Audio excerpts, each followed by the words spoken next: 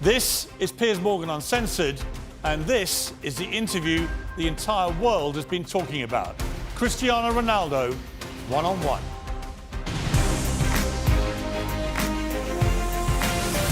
From London, this is Piers Morgan Uncensored. Welcome to a special edition of Piers Morgan Uncensored. Cristiano Ronaldo is a football megastar. In my opinion, the greatest player to ever grace the game. He's also one of the most famous people on the planet.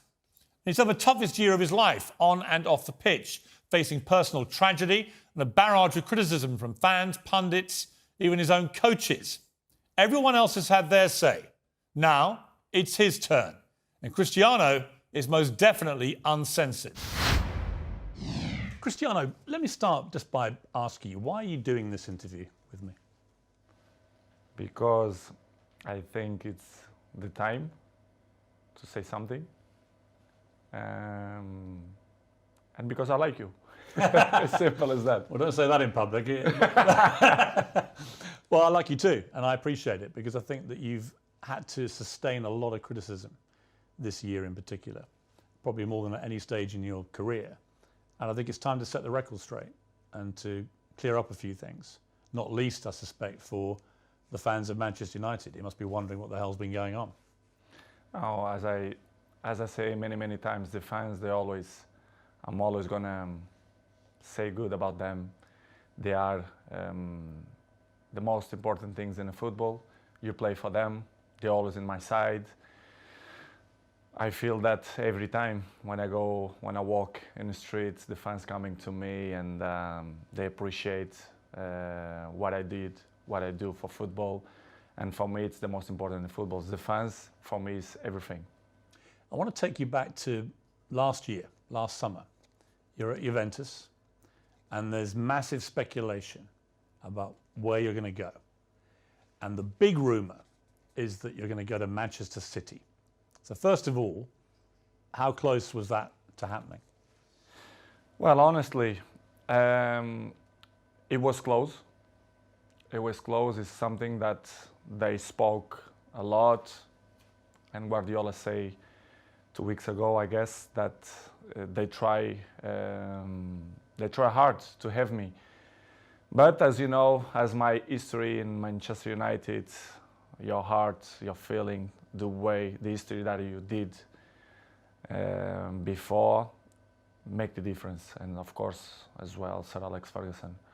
So I was surprised in the same way, but it was conscious decision because the heart speaking loud in that moment. You were a Manchester United legend. So when you say your heart led you, it's because of that, the history you had with the club and the relationship you maintained with Sir Alex, with the fans. I think it was the key. It was the difference in that moment. But I cannot be loyal if I would say that Manchester City wasn't close. But I think I did conscious decision. I don't regret at some point. And as you mentioned before, Sir Alex Ferguson was the key. Did you speak to him before you Yes, came I back? did. Yes, I did. I spoke with him, and What did he say to you to try and persuade you? he said to me that it's impossible for you to come to Manchester City. And I say, okay, boss.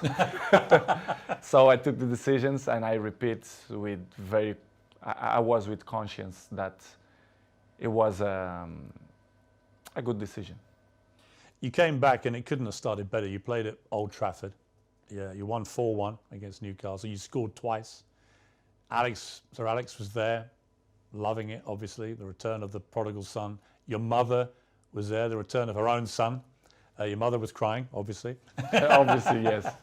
But what a comeback. How did that feel that day when you came off the pitch? Well, that feeling was amazing, but not only the day of the game. I felt before the week before that everything changed. The world speak about me, Cristiano, back home, back where they belong, so it was a special moment to be back to Manchester United, to perform for our fans, and of course to score 2 goals was the best welcome that I received in Old Trafford. It was a memorable day and unbelievable day too.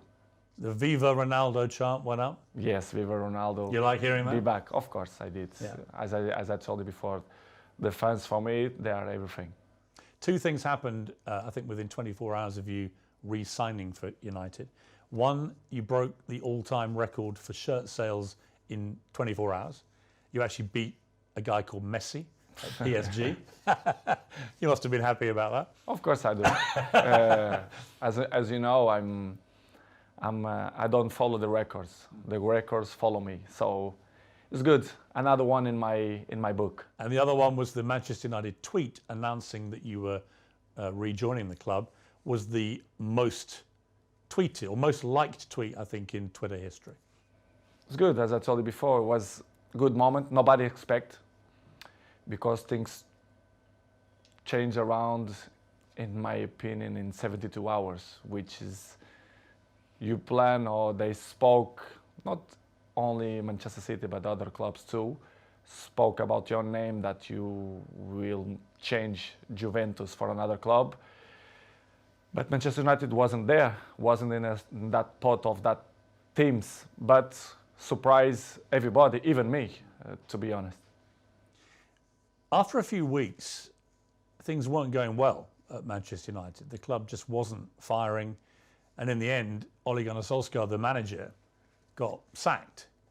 And that's within like 2 months of you coming back. What were you feeling about what was going on at United? And what did you feel generally about the club itself and the state that the club was in compared to when you'd been there before? Piers, to be honest, when I signed for Manchester United, I thought everything was changed, because it's 13 years that I'm changed. I was in Real Madrid 9 years and 3 in Juventus. And when I arrived, I thought everything will be different, you know, the technology, the infrastructures and everything. But I was surprised in a bad way, let's say in that way, because I saw everything was the same. And Manchester, it wasn't in that moment that, as you mentioned, that Ole was sacked. Michael Carrick, he assumed the job for 2 games, Villarreal and Chelsea away, and everything was so fast, but surprised me a lot. Instability in the club, everything was kind of the same that I It hadn't moved on. No, they stopped on the clock, in my opinion, which is something that surprised me. I didn't expect. And slowly they start to change. Even the windows, the new players, and was tough. It was tough for me because I didn't expect that. And because when you were there before, if Manchester United wanted a player under Sir Alex Ferguson, they normally got their man. Right now, it's a very different environment. After many years of failure since Sir Alex retired, United weren't getting the top players anymore. So were you surprised by that dynamic changing as well? Because you would have been used before to them, if they wanted top players, they got them. I was surprised. I thought when I signed, that they signed in that year Sancho and Varane plus me, that things will be in the way that Manchester should be.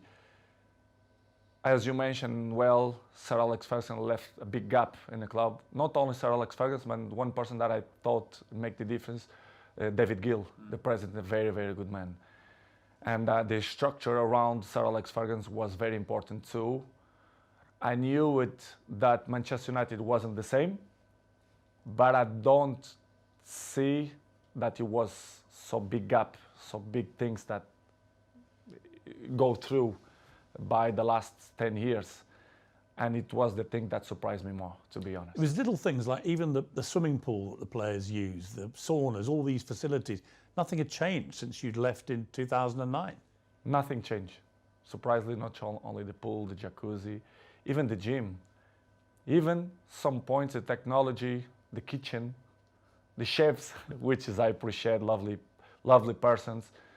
they stop in a time which is it surprised me a lot. I thought I will see different things, different, as I mentioned before, technology, infrastructure, but unfortunately we see many things that I'm used to see when I was 20, 21, 23, so surprised me a lot.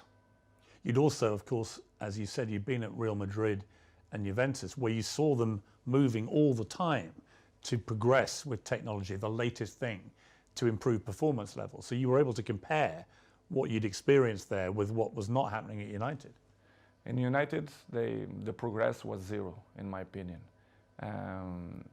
To compare with Real Madrid and even Juventus, that they follow the recent world. So the technology, especially the terms of training, nutrition, and conditions of eat properly and to recover better than before, surprised me.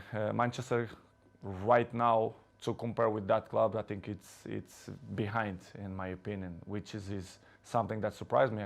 A club with this dimension should be in the top of the tree, in my opinion, and they are not. Unfortunately, they are not in that level, but I hope the next years they can reach to be in a top level.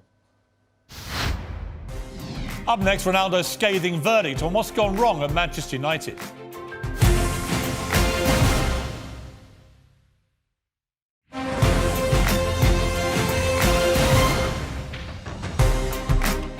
When you look at, United have had some of the best managers in the world follow Sir Alex Ferguson, and they've all been relative failures compared to other stages of their careers. Do you think that partly that's down to the structural element of this, that there just isn't the support that top managers need? I don't know what's going on, but since the Sir Alex Ferguson left, I saw not evolution in the club. The progress was zero. For example, you have an interesting point that how the club as Manchester United, after Ole, they bring sport directive Ralph Rangnick, which is something that nobody understands. This guy is not even a coach. A bigger club like Manchester United bring sport directive, surprised not only me but all the world. Well, it was a ridiculous decision, wasn't it? Of course, in my opinion, you have to be honest.